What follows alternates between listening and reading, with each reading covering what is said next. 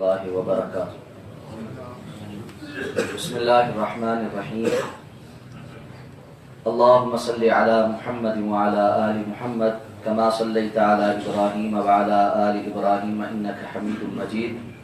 اللہم بارک علی محمد وعلی آل محمد کما بارکت علی ابراہیم وعلی آل ابراہیم انک حمید مجید۔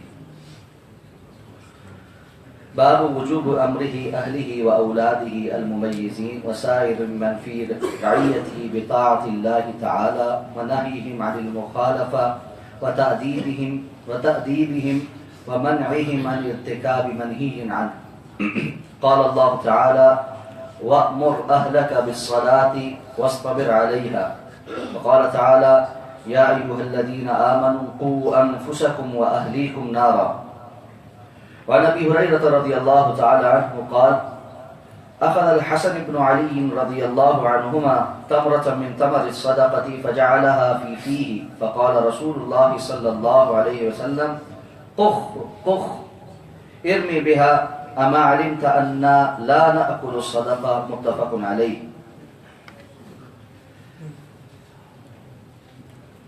اپنی اولاد کو اور ہر وہ شخص جو آپ کی زیر سایہ، زیر کفالت ہو، زیر اثر ہو، اسے اللہ رب العزت کی اطاعت کی، فرما برداری کی تلقین کرنا اور اللہ رب العزت کی معصیت سے روکنا، اس بارے میں کتاب اللہ و سنت رسول اللہ صلی اللہ علیہ وسلم نے جو احکامات عطا فرمائے ہیں ان کی وجوبیت سے متعلق اس باب میں آیات اور احادیث ذکر ہوں گی۔ سب سے پہلے امام نووی رحمہ اللہ نے جو دو آیات یہاں پر نقل فرمائی ہیں، اللہ رب العزت نے ارشاد فرمایا سورۃ طٰہٰ میں: وَأْمُرْ أَهْلَكَ بِالصَّلَاةِ، آپ اپنے گھر والوں کو بھی نماز کا حکم دیں۔ اور اسی طرح سورۃ تحریم میں اللہ رب العزت نے ارشاد فرمایا: یا ایھا الذین آمنوا، اے ایمان والو، قوا انفسکم واہلیکم نارا، تم اپنے آپ کو بھی اور اپنے گھر والوں کو بھی آگ سے بچاؤ۔ حضرت ابو ہریرہ رضی اللہ تعالیٰ عنہ فرماتے ہیں کہ حضرت حسن ابن علی رضی اللہ عنہما، آپ کے نواسے، وہ چھوٹے تھے تو انہوں نے صدقے کی کھجوروں میں سے ایک کھجور اٹھا کر اپنے منہ میں ڈال لی۔ جب آپ نے ان کو ایسا کرتے دیکھا تو فرمایا: کخ کخ، تھوک دو، منہ سے باہر نکال دو، کیا تمہیں معلوم نہیں کہ ہم صدقہ استعمال نہیں کر سکتے؟ یہ حدیث مبارکہ صحیح بخاری اور صحیح مسلم کی متفق علیہ روایت ہے۔ اللہ کے دین پر عمل کرنا جہاں انسان کے لیے خود ضروری ہے، وہیں پر اس کے ذمے یہ بات بھی فرض ہے کہ وہ دوسروں کی اصلاح کی کوشش کرے۔ اور جس طرح ہم نے گزشتہ باب میں یہ بات جانی کہ اللہ کے راستے میں خرچ کرتے ہوئے باقی مداد سے پہلے اپنے قریبی لوگوں کا حق ہے، قرابت داروں کا حق ہے، بالکل اسی طرح دین کے معاملے میں تبلیغ کرتے ہوئے، دعوت دیتے ہوئے باقی لوگوں سے پہلے اپنے قرابت داروں کا، اپنے گھر والوں کا سب سے زیادہ حق ہے، اور انسان پر فرض ہے کہ وہ ان کے لیے بھی دین کا پیغام پہنچانے کا بندوبست کرے۔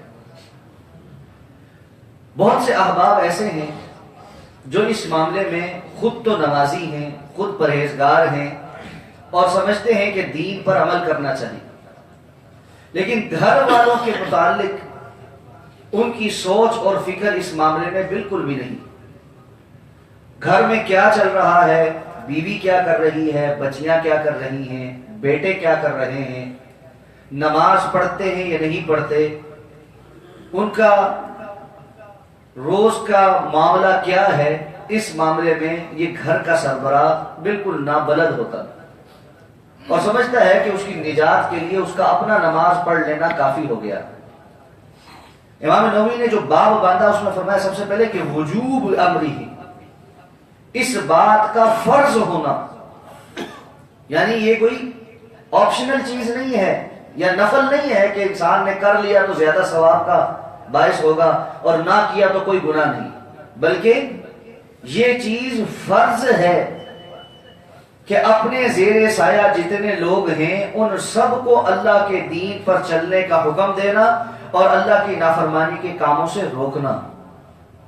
یہ وہ مقام ہے جہاں پر ہر انسان کا وہ بس چلتا ہے کہ اگر وہ برائی کو دیکھے تو اس کو ہاتھ سے روکے۔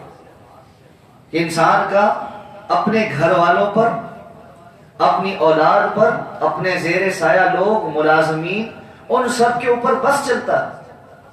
اگر وہ ان میں برائی دیکھے گا تو اس کو سختی کے ساتھ روکے گا، اور پھر اگر یہ نہ کر سکے تو کم از کم، یعنی بعض ملازمین کے ساتھ آپ زبردستی نہیں کر سکتے لیکن زبان سے ضرور کہیں، یہ فرض ہے۔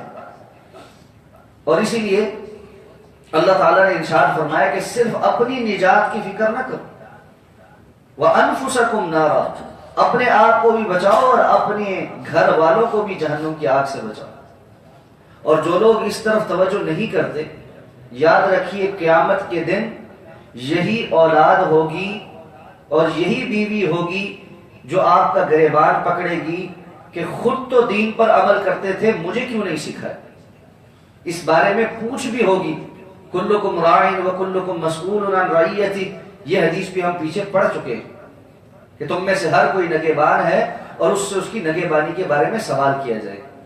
تو جو حدیث مبارکہ سب سے پہلے ذکر کی ہے، اب حضرت حسن ابھی چھوٹے بچے ہیں اور زکوٰۃ کا، صدقات کا مال جو ہے وہ بیت المال میں جمع ہونے کے لیے آیا ہوا، تو جس طرح بسا اوقات کھانے پینے کی چیزیں سامنے پڑے ہوں اور بچے اٹھا کے استعمال کر لیتے ہیں، ان کو بھی سمجھ نہیں ہوتی۔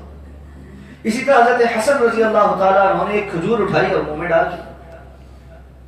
اب اگر میں اور آپ ہوتے تو کہتے کہ چلو ایک آدھ کھجور کھانے سے کیا ہوتا ہے، بچہ ہے، اس کا یہ کون سا مکلف، اس کو بھی کیا سمجھ ہے، تو اس کے لیے کون سا یہ گناہ ہے، چلو بعد میں سمجھا دیں گے کہ بیٹا ایسے نہیں کرتے۔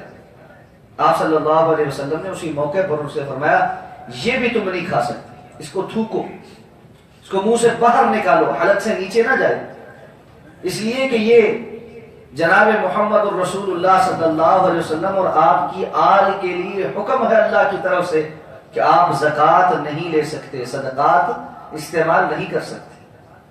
تو یہ اللہ کے رسول صلی اللہ علیہ وسلم کا تربیت کا انداز تھا، یہ نہیں کہ بڑا ہو جائے گا تو پھر دیکھیں گے، بعد میں سمجھائیں گے، پھر وہ نماز کا حکم دیں گے، ابھی تو چھوٹا ہے، اور چھوٹا بھی ہمارے یہاں کتنا ہوتا ہے، 16 17 18 سال کا بھی چھوٹا ہی چلتا رہتا ہے، اور سردی بڑی ہے، ابھی چھوٹا ہے تو وہ ابھی کیسے مٹھو اٹھ کر مسجد فجر کے لیے آئے اتنی سردی میں، مٹھو کی عمر کیا ہے جی، مٹھو کی عمر 16 سال، یہ مٹھو نہیں، یاد رکھیے اللہ کے رسول صلی اللہ علیہ وسلم کا حکم ہے 7 سال کا اپنے بچوں کو نماز سکھانی شروع کرو، اور 10 سال کے اگر وہ ہو کر نماز نہ پڑھیں تو ان کو تعذیب کرو، ان کو مار لگاؤ۔ یہ باپ کی ذمہ داری ہے کہ 10 سال کا اس کا بچہ اس کے ساتھ مسجد میں آ کر نماز پڑھے۔ اور ہمارے ہاں تو ایک اور بہت بڑا مسئلہ ہے کہ عموماً مساجد میں ہم نے بچوں کا داخلہ ہی بند کیا ہوا، کیا ہے جی، ہماری نماز میں خلل واقع ہو جاتا۔ رسول اللہ صلی اللہ علیہ وسلم کی نماز میں کوئی خلل واقع نہیں ہوتا تھا، آپ صلی اللہ علیہ وسلم نماز پڑھا کرتے تھے، اور صحیح احادیث میں آتا آپ صلی اللہ علیہ وسلم کے اوپر حضرت حسن اور حسین آپ کے اس طرح کاندھوں پر، اور سجدے میں آپ جاتے تو آپ کی پیٹھ کے اوپر چڑھ جاتے، اور حدیث کے الفاظ ہیں آپ صلی اللہ علیہ وسلم اس وقت تک سجدے سے سر نہ اٹھاتے جب تک کہ وہ اوپر کھیل کود کے خود سے نہ اتر جاتے۔ تو آپ صلی اللہ علیہ وسلم نے تو کبھی نہیں کہا حضرت فاطمہ کو کہ جب میں نماز پڑھ رہا ہوں اپنے بچوں کو یہاں سے باہر لے جایا کرو، میری نماز خراب کرتے ہیں، میرے اوپر آ جاتے ہیں، شور ڈالتے ہیں۔ اس لیے اس طرف توجہ کریں، اپنی اولادوں کو وقت پر مسجد لانے کی کوشش کریں۔ پھر جب وقت گزر گیا، بچپن سے تربیت ہی کوئی نہیں کی، خود مسجد آتے رہے، کوئی پتہ نہیں، بیٹا گلی میں کھیل رہا ہے، اس کو کبھی نہیں کہا بیٹا چلو مسجد میرے ساتھ، تو پھر کیا ہوگا؟ پھر جب وہ نوجوان ہو جائے گا پھر تو آپ کی بات نہیں مانیں گے، پھر آپ اس کو لاکھ لیکچر دیتے رہیں، اس وقت پھر اس کی اور مصروفیات ہیں، اس کی تربیت ہو چکی جو پہلے ہو جانی تھی، اب آپ کی باتیں اس کو رسم نہیں کریں گی۔ اب اللہ اس کے لیے بڑے ہو کر ہدایت کے راستے کھول دے، کوئی اس کے اندر خیر پیدا ہو جائے تو ہو جائے، ورنہ عموماً یہی دیکھا گیا ہے कि पहली सफ के नमाजियों की औलादें मस्जिदों में दाखिल नहीं होती, और उसकी वजूहात यही है कि सारी जिंदगी नमाज पढ़ी, औलाद को कभी नहीं कहा नमाज पढ़ो। इस तरफ तवज्जो करनी चाहिए। अल्लाह मुझे और आपको तवज्जो करने की तौफीक अता फरमाए। या रब्बी लकल हम्दु कमा यंबगी लिजलाली वजहिका व लिअज़ीमी सुल्तानिक। अल्लाहुम्मा इन्ना नस्अलुका बिअन्नका अंतल्लाहु ला इलाहा इल्ला अंतल अहदुस समद अल्लज़ी लम यलिद व लम यूलद व लम यकुल लहु कुफुवन अहद। अल्लाहुम्मा इन्ना नस्अलुका बिअन्नका अंतल्लाह ला इलाहा इल्ला अंतल हन्नानुल मन्नान बदीउस समावाति वल अर्दि या दल जलाली वल इकराम या अरहमर राहिमीन या हय्यु या क़य्यूम बिरहमतिका नस्तगीस। अल्लाहुम्मा अर्हम अला अहवालिना वला तंजुर इला सूइ अमालिना। अल्लाहुम्मा रहमतका नरजू फला तकिलना इला अनफुसिना तरफत ऐन व अस्लिह लना शअनना कुल्लहु ला इलाहा इल्ला अंत। रब्बना आतिना फिद दुनिया हसना व फिल आखिरति हसनतन व क़िना अज़ाबन नार। रब्बि औज़िअनी अन अश्कुरा निअमतक अल्लती अनअमत अलैया व अला वालिदैया व अन अअमल सालिहन तर्दा व अस्लिह ली फी ज़ुर्रिय्यती इन्नी तुब्तु इलैका व इन्नी मिनल मुस्लिमीन। रब्बि इजअलनी मुक़ीमस सलाति व मिन ज़ुर्रिय्यती रब्बना व तक़ब्बल दुआ। रब्बना इग़फ़िर ली व लिवालिदैया व लिलमुअ्मिनीना यौम यक़ूमुल हिसाब। रब्बना तक़ब्बल मिन्ना इन्नका अंतस समीउल अलीम व तुब अलैना इन्नका अंतत तव्वाबुर रहीम। व सल्लल्लाहु तआला अला खैरि ख़ल्क़िही मुहम्मद व अला आलिहि व अस्हाबिही अजमईन बिरहमतिका या अरहमर राहिमीन।